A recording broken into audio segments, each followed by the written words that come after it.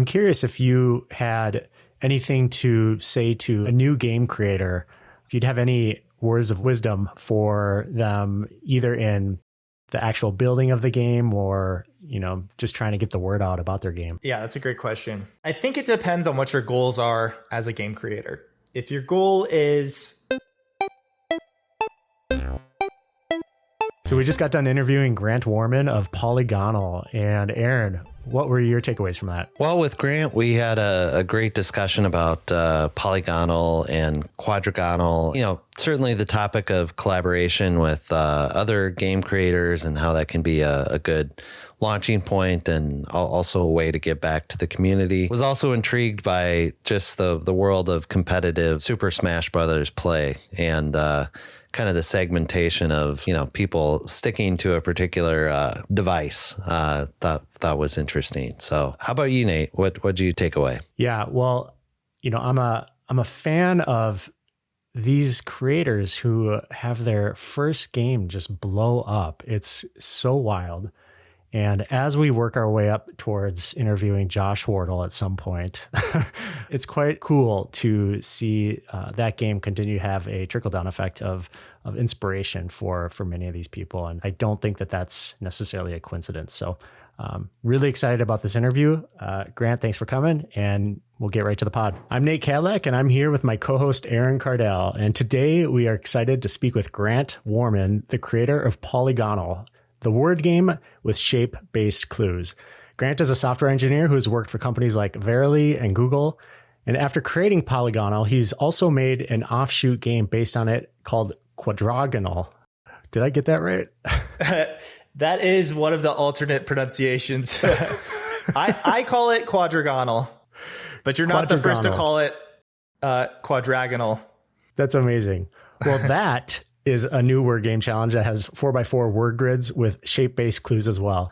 Polygonal is a daily word game that works like Wordle, but is a more accessible and challenging game with polygon clues. So each shape hint contains a specific letter, and you get several attempts to uncover the correct answer. Grant, we're thrilled to hear. We usually like to kick these off with a question about what is your favorite game to play? That is a great question. And it's not a word game, unfortunately. But I play competitive Super Smash Brothers Melee, the old game for GameCube. That's my main gaming passion these days. And actually, the idea for Polygonal was spawned in a Discord group for that game. Interesting. I have so many follow-up questions only because tangentially, my kids play Super Smash Brothers on the Switch. I used to play Mario Kart a lot, but only on the Nintendo 64. So I'm curious, you play competitively on GameCube. Why on GameCube? I can imagine from my own experience, but what's up with that? Yeah, so this is the second Smash game that they created, and it has unique game mechanics that were sort of removed in later versions.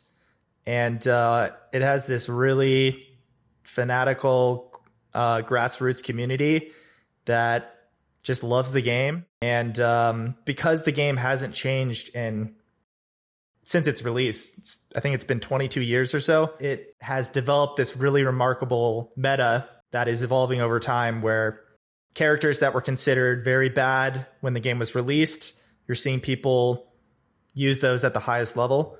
It's almost like chess in the sense that there are truths about the game that are discovered, and people are ridiculously good at it now. So it's really fun. So what does that mean to be a competitive player? Like, do you enter tournaments pretty regularly? Yes. What's that like? Yeah. So the competitive nature of it is attending tournaments in person. There is an online ranked format that some people have built on the side as a passion project. But the main thing is traveling and attending tournaments. So here in Denver, there's a tournament basically every day of the week in one of the cities nearby. So there's one in Denver, there's one in Fort Collins, there's one occasionally in the Springs, there's one in Boulder, there's events all over the place. And then there are also these larger events that you'll go and travel to that have like 1 to 2,000 attendees. And those are also a really fun experience because you compete and then get them knocked out. You just go watch the pros, and yeah, it's like a sporting event. It's really exciting to watch your favorite player compete. Sorry if this is just a crazy naive question, but competitively, like, are you playing for money? Is it purely for fun? Yeah, so most tournaments do have a prize pool. Normally, I have made a very tiny amount of money. It is certainly not, even for the very best players, it's not very financially lucrative. But yeah, so when you enter, you normally pay some entrance fee that goes into a pot, and then depending on the size of the tournament, the top 3 players or maybe the top 8 will get a payout. So yeah, that's how the payment bit works. Like poker, it's a game of skill and you got to buy in. Exactly. Yeah. Love it. Are you ranked? Is it? Yeah. So I was close to being in the top 10 in Colorado, and then I started working on some other projects, but no, I'm not officially ranked. I've taken some games off some ranked players though. So That is wild. You had mentioned chess a little bit. I'm curious, what are the overlapping kind of mechanics between that and Super Smash Brothers? Like you had mentioned there's some kind of connection there. And I love chess myself, but I'm curious like what that is. Yeah, good question. So chess is my other big passion, I should have mentioned. And I think they are related if you play faster formats of chess, like bullet chess or blitz on a faster time control. So there are things that are, so in chess, you'll have a tactic, right? A series of moves where someone will gain an advantage. And that exists also in Smash, where if you are aware of what's going on and you hit the right opening, there's a forced sequence of moves where you can respond to everything your opponent does and get a large advantage. And that aspect is similar. The other thing is people discover like new techniques. So in chess, I don't know if you're following the candidates tournament going on right now. Not right now, no. So what happens in chess is there are these high level principles that people try to follow. And then the best players learn when you can break those principles. And the same thing applies in Smash, where there's quote unquote like good options in certain positions. And the very best players know when to mix in what would typically be a bad option, but it catches their opponent off guard, and then they gain some large advantage. So yeah, there are definitely some similarities and a lot of differences. But the cool thing is just the truth. There are truths about the game to be discovered, and they're still discovering things in chess and in Smash. Love it. So is everybody that does this competitively, is it pretty much focused on GameCube, or are there different segments that focus in on playing on different devices? Yeah, so Wii and GameCube are both used for Super Smash Brothers Melee, which is the version of the game that I play. But there are still, like, there's a smaller cult following that does the 64 version only. And then I think the bulk of the players play the newest game, Ultimate, which is on Switch. And those communities, there is some overlap, but they're pretty distinct. They have their own diehard followers and their own like personalities within the scene and everything. So yeah, they're their own little communities. Love that. So I play a lot of chess.com. Where are you? And is that something you stick your nose up to? I mostly play on Lead Chess. I play on chess.com occasionally, but yeah, I started playing in my early 20s, and chess is super fun, an easy place to burn time to improve. You could spend all your time just practicing puzzles and tactics and improve a lot. But I reached a point where I'm good enough to watch and appreciate Grandmaster play. I think that is a good level, and I don't have any serious aspirations of trying to get a title or anything. It seems like a enormous amount of work. I currently do not have chess on my phone for that exact reason. I'm playing too much. So yeah, it's so addicting. Delete it every few months. So would love to kind of understand a little bit about how games came to play a big part in your life. Like, do you have any memories from your childhood that have you been playing forever, or I'm kind of curious like where that comes from? Yeah, it's a good question. I have always been very competitive, and I think that is the central theme in my life with games, that I hated losing and I loved competing. I played games like Smash when I was younger just for fun, but just competing against our friends. And then as I've grown older, I have really enjoyed this process of improvement, of trying to identify the areas of weakness or your strengths and doubling down on your strengths. And just the art of improvement in general is something that is really interesting to me. And games are kind of a vehicle for that. And was Polygonal your first game, or have you been developing games for a long time? Polygonle is the first game I've made. Wow. And I've definitely been playing games for a while. I was playing Wordle during its peak. And I made Polygonle just as a fun little side project with no intention of it becoming something popular. And it kind of grew legs and became a thing. Where'd you come up with the idea for the shape-based clue system? Yeah, so this all started in the Smash Brothers Discord group in Colorado. Someone had attended a tournament and they posted this riddle. Someone had invented this little cryptographic puzzle, and it was this picture with a series of different shapes. And there was just one answer. So those shapes, each shape corresponded to a letter, just like how it works in Polygonal. And there was one distinct word that fit that pattern. And if I remember correctly, it was like the word cataract or something. And so someone posted this puzzle and people were trying to solve it. And for a group of video game nerds, I was surprised by how excited everyone was to solve this word puzzle. So being the programmer I am, I wrote a script that solved it, and I ended up spoiling the solution for some people, and I felt kind of bad. And at the time, I had just quit my job at Verily, so I had a lot of free time on my hands. So I just started building some tools to generate these sorts of puzzles. And the reception from this community on those puzzles was really tremendous. I was really surprised by how many people were engaged and interested in solving these. And then I was thinking I should try to figure out how to transform this into something that people can play regularly. And that was what ultimately led me to building Polygonal. Nate and I were kind of talking ahead of time, and it's a tough puzzle to get into at first, especially I like a lot of word games, but I also don't think my vocabulary is that great. For repeat players, what are you seeing in terms of like how many guesses do they typically take to get to the answer? Yeah, it's a good question. I would say the average player gets it in 3 to 4 guesses. It behaves very differently than Wordle, even though it's somewhat of a small twist. The really advanced players will play on what's called hexpert mode, which will only allow guesses that conform to the pattern.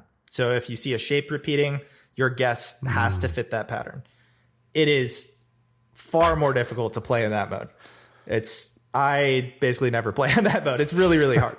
The upside of that is there may be only 40 different words in the whole dictionary that fit the pattern. Or on some days, it's just like 2 or 3. So it might take you 30 minutes of thinking to arrive at the answer. But the likelihood of getting it in a few number of guesses goes up a lot. And then we also have another set of players who play it exactly like Wordle. They just think of a 7 or 8 letter word, depending on the day, and get all the information they can. They don't mind how many attempts it takes. And then, they just try to reason through with the shapes and then traditional reasoning what the solution might be. That was my first few attempts. Yeah. Unsuccessful. That's what I would expect for most people. I think the cool thing is seeing the different solving strategies. So a lot of folks, when they become more experienced with the puzzles, they start solving before even guessing anything. They look at the pattern of the shapes, they plug in some like suffixes or prefixes and see what words could possibly fit that pattern. And they use that to have a really educated first guess. And then they'll normally get it in like 2 or 3. I do like the mechanic of being able to place the letters wherever you want, because without that, that would be... It would be brutal. Yeah, it would be absolutely brutal. I think the first few social media folks I saw try to tackle the puzzle, they would use like X's as fillers. And I very quickly was like, this is not going to scale. People do not want to play this if they have to do that every single time. I'm curious, how has the game changed? So that's like one piece of feedback that you saw. How many iterations or versions have you built from the original? Ooh, that's a great question. Trying to think of major changes I've made. As far as the actual game mechanics, there haven't been super large changes. I think the cursor changes, what you're describing, being able to select an individual tile and fill it in. We've had a couple iterations of that. So there's also a version where you can have it automatically fill in the matching shape. And then the Hexpert mode was something that we added after the fact. And I think most of our diehard players use that almost exclusively. They only want to solve it in that mode. The only other pretty large change we added was a achievements system. So there's some pretty lofty achievements that people can earn for, solving the game 500 times or 1,000 times or something. And also solving on different difficulty modes. So there's a whole host of achievements that people can try to earn. And that's a feature that's been pretty well received. Before we hopped on, you were kind of talking about just you've got a good collaborative community working with other game creators. And we saw that you had collaborated with Verily maybe back in 2023. Could you tell us a little bit more about that? Yeah, so these collaborations have been really helpful for growing our game. And as a result, I felt the need to kind of give back to some other newer games in the community. So I forget when Verily was created, but they launched after us. And the idea of just having a crossover puzzle is great for both communities. It introduces a new game to a population that maybe has never heard about it. There's normally some like theme that is spanning both of the games. So there's a fun aspect in that. We got the idea of doing this from Quadragonle. I don't know if you're familiar with them. So the creator of Quadragonle attributes a huge amount of their success to that initial crossover.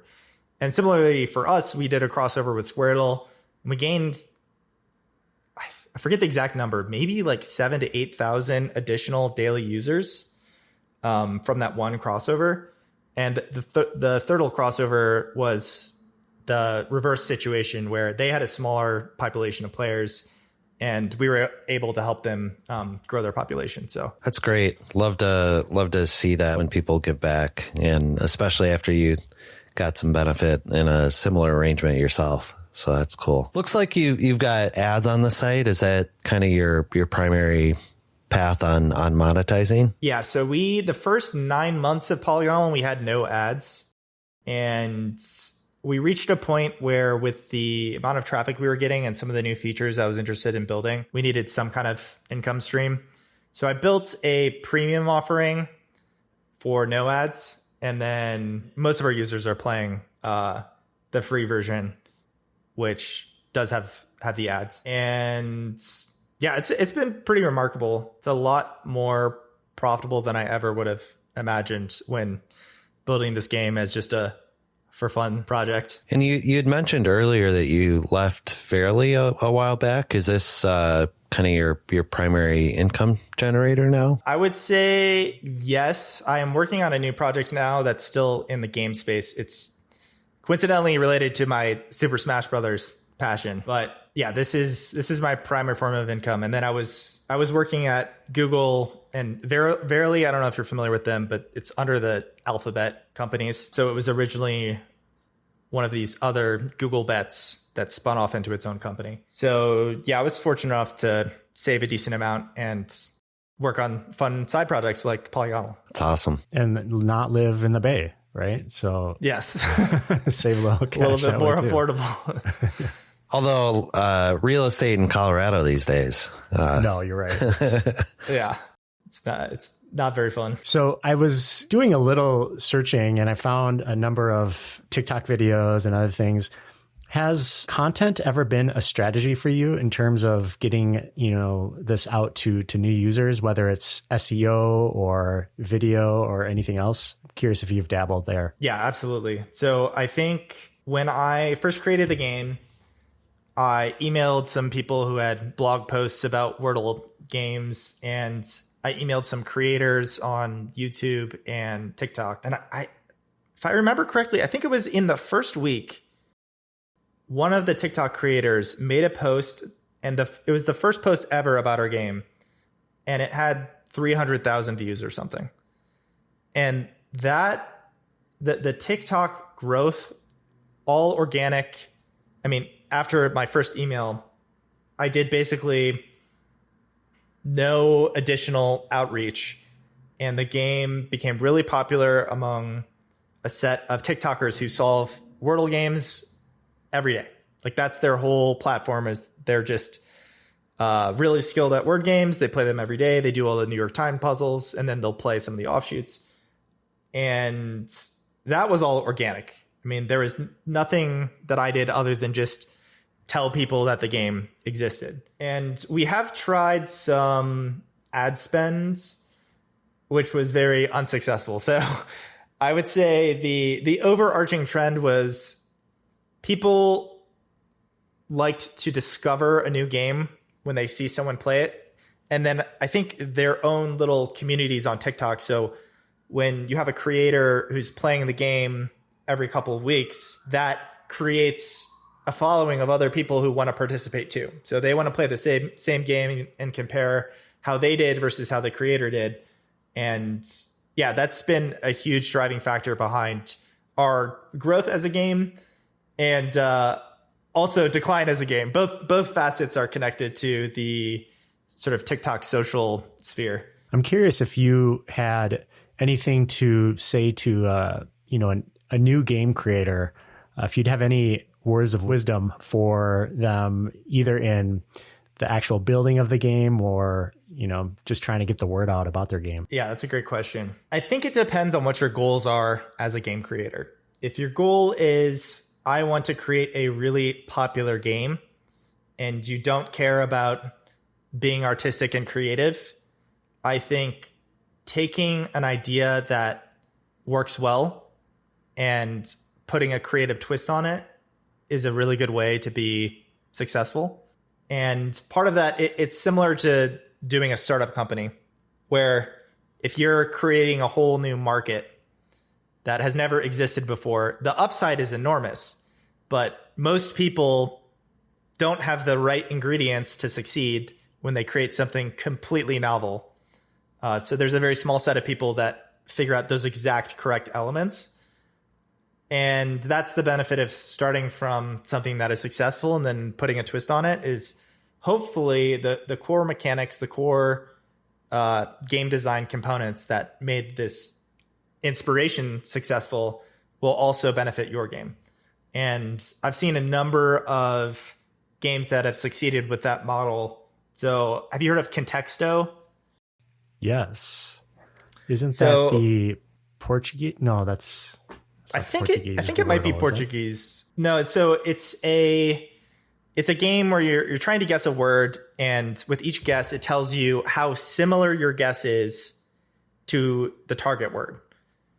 So Semantle is a game that first came up with that idea, and then Contexto is almost identical.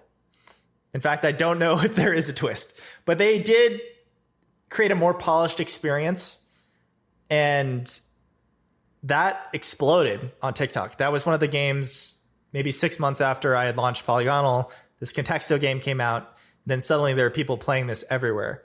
And it's interesting that they didn't really invent something totally new. They just took this existing Semantle game, did their own little spin on it, tried to execute it really well, and they were really successful as a result. So one of the things that I don't think we've really dove into with any game creators so far. Where do you think the line is on like good inspiration versus kind of feels like you stole it?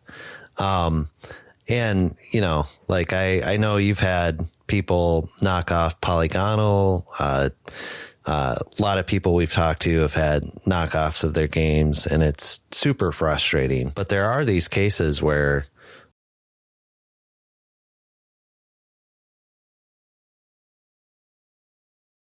it was sort of derived from some of the mechanics of another game, but it was definitely different. But then there's 1,000,001 clones of 2048. And it sort of seems intuitive to me that 2048 as a concept was cool, but all these knockoffs weren't. But do you have any other thoughts on like, where is that line acceptable? Yeah, that's a great question. I think if the foundation of the game mechanics is identical and the way someone plays the game is the same, then it's not a sincere attempt at generating a spin-off type of game. I think you can have a remarkably small twist and the way the game is played and the strategy can be completely different. That's how I've felt with Polygonal, where the gameplay aspect is very similar to Wordle, right? There's still a hidden clue.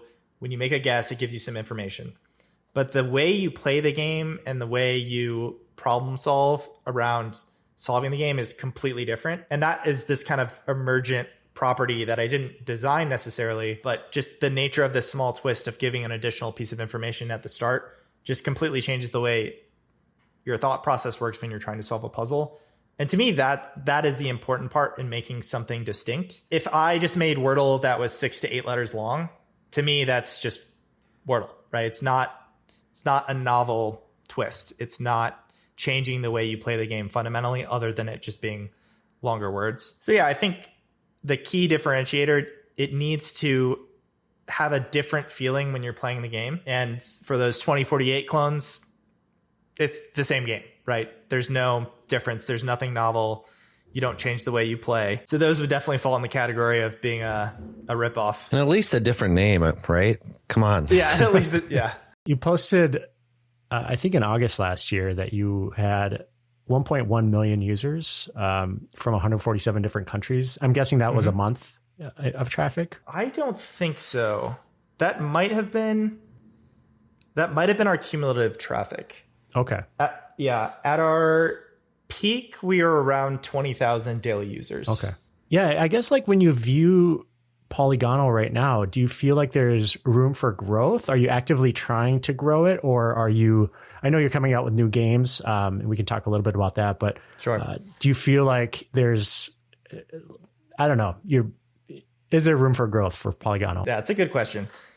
I think there are a lot of people who don't know about Polygonal who would really enjoy playing it, and without me changing anything about the nature of the game itself. This is a game that is not going to reach like waffle levels of popularity. There is a smaller subset of like word game fanatics who really love the challenge of longer words and this like problem solving approach. But I think it's a smaller population of users. So I don't foresee us growing like 10x or anything over the next few years. But I think we'll be pretty stable and continue to have a really invested fan base. I am not currently planning on putting a lot of more development time into Polygonal.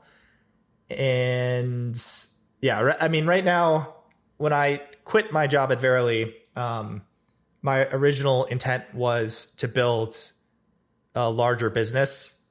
And I have some experience with startups in the past.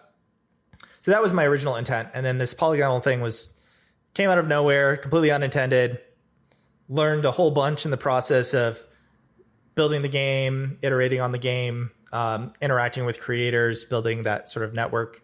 So that's all been a great learning experience.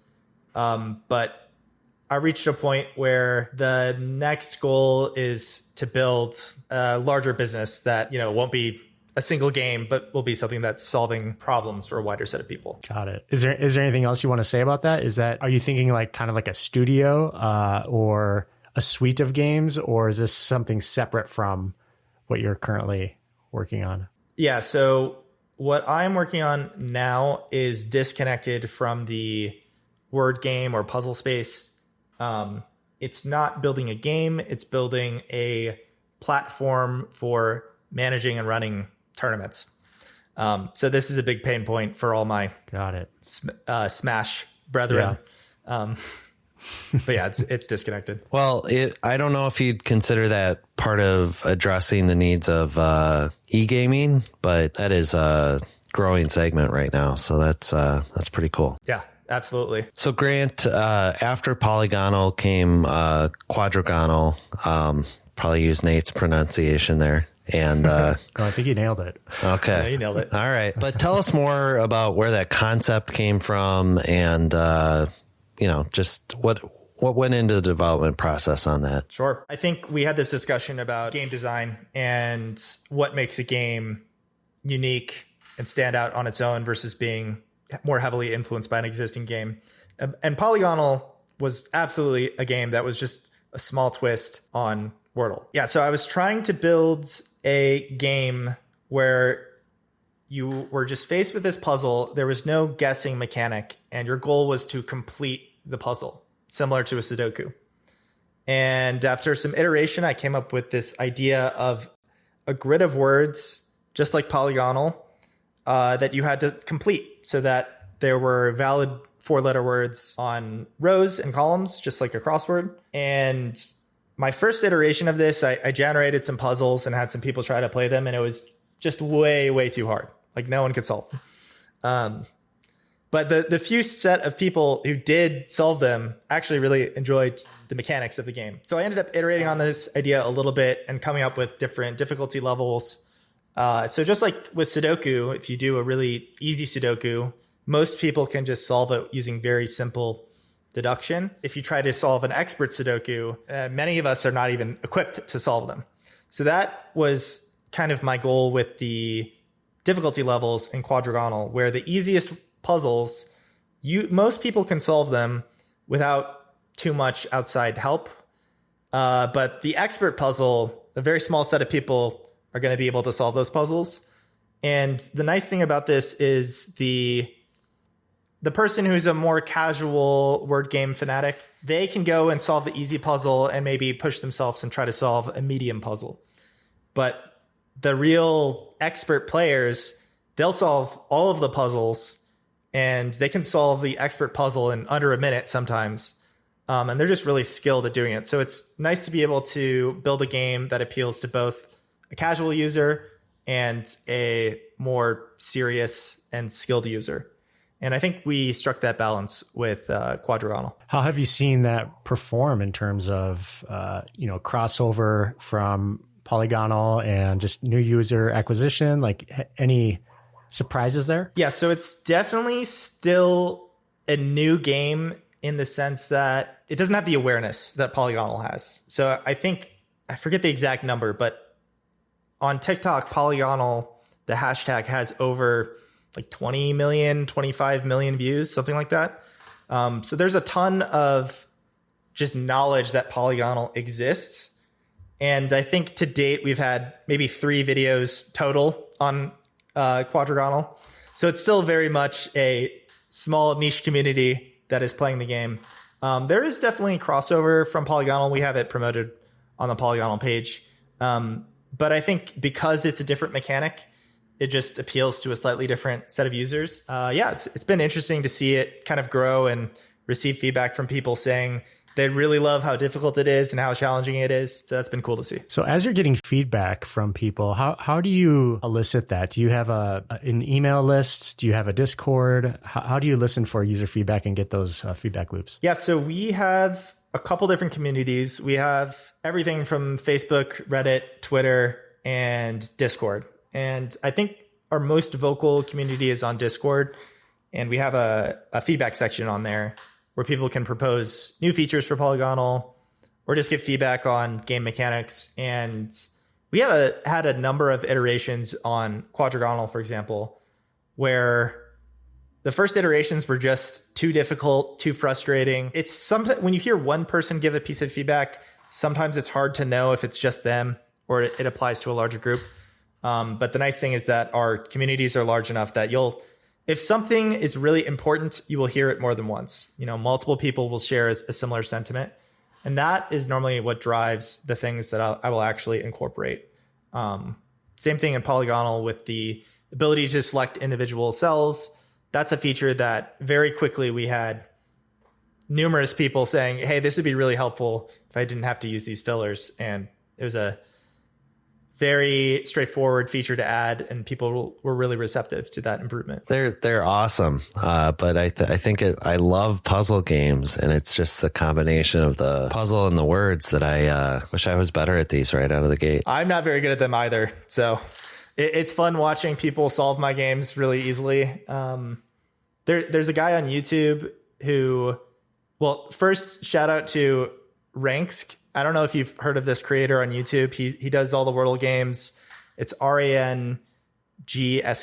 He's been super helpful. I think he was one of the first YouTube creators that I sent an email to about Polygonal. He's given me tons of direct feedback through the process. He still plays Polygonal daily, but he is so good at these games.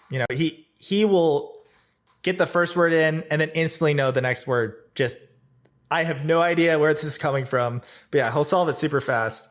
And when he was getting challenged by Quadragonle, I knew, okay, maybe this is a little too hard right now. We need to add some hints. We need to give people more information so they can get started. But yeah, my mind is not wired to the way a lot of these people kind of assume from a difficulty perspective that are you generating these by algorithm? On both sites? Not on Polygonal. I mean, I had for Polygonal, I had a really relatively simple heuristic for getting the list of words. So I filtered out words that weren't very common in the English language. And then I looked for words that had to have enough repeated characters so that the shapes would actually give you a hint. And then the only other really big change I added is in the first few months, there were a ton of words that ended in ing. So people would just consistently guess a word that ends in ing, and they would be right, and then it'd give them a bunch of information, and that wasn't very interesting. So I left some words that ended in ing, but I stripped a huge number of these so that it was more diverse from day to day. Yeah, and then on Quadragonle, that was algorithmically generated, all the puzzles. And it's very difficult to know in advance how difficult a puzzle will be.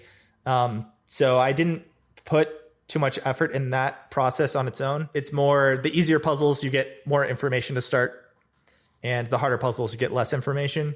But there's still going to be a pretty high variance in difficulty. Yeah, so some days people will say it takes them 20 minutes to solve it, and some days they'll solve it in under a minute. So it's hard to know in advance. I'm curious, do you have any...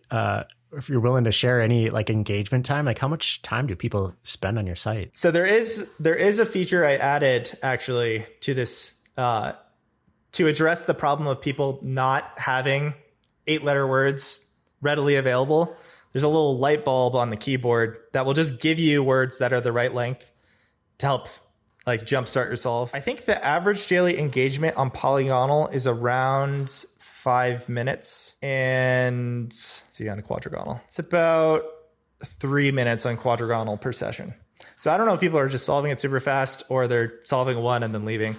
Because the original intent behind Quadragonle was also to build something challenging so that people are engaged for a longer period of time. That makes sense. I would have guessed a little higher too on Polygonal. On Quadragonle, is it possible to have multiple solutions, or does your algorithm kind of filter out that possibility? Yeah, good question. So yes, we accept alternate solutions, and that's something that people have been pretty positive about. Originally, my intention was for them to have a unique solution. I had a friend of mine work on generating some of these, and I think his approach was just not correct. I guess it didn't produce unique puzzles. And so I ended up just keeping the puzzles that he had generated and filtering down just accepting alternate solutions.